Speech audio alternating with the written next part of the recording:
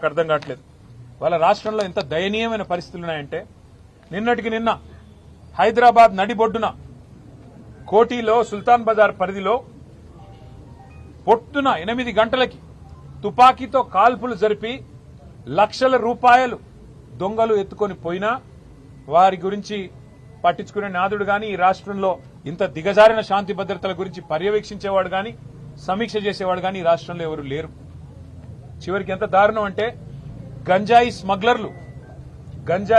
స్మగ్లర్లు ఈ రాష్ట్రంలో ఒక ఎక్సైజ్ కానిస్టేబుల్ ను బండి ఎక్కించి ఆ అమ్మాయిని చంపేస్తే కూడా ఈ రాష్ట్రంలో అడిగే నాతుడు లేడు, పట్టించుకునే వాడు లేడు. ప్రభుత్వం నుంచి స్పందన అనేది సున్నా. అంటే ఎంత దయనీయమైన పరిస్థితుల్లో ఈ రాష్ట్రంలో శాంతి భద్రతలు ఉన్నాయో దీన్ని బట్టే చెప్పొచ్చు. సమ్మక్క సారక్క జాతర కోట్లాది మంది ప్రజలు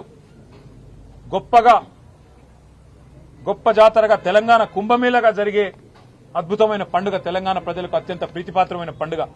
అలాంటి పండుగలో అధ్వాన్నమైన ఏర్పాట్లున్నాయని చెప్పి అక్కడ భక్తులు తిరగబడుతుంటే, అక్కడ భక్తులు ఇవాళ చివరికి మంత్రుల అద్దాలు ధ్వంసం చేస్తుంటే, మంత్రుల కార్ల అద్దాలు ధ్వంసం చేస్తుంటే ఎంత అధ్వానంగా ఈ రాష్ట్రంలో ట్రాఫిక్ నిర్వహణ, శాంతి భద్రతల నిర్వహణ, కనీసం ప్రజల మనోభావాల్ని గౌరవిస్తూ తెలంగాణ కుంభమేళాలో కనీస ఏర్పాట్లు కూడా చేయలేకపోతే సమీక్షించేవాడు లేడు.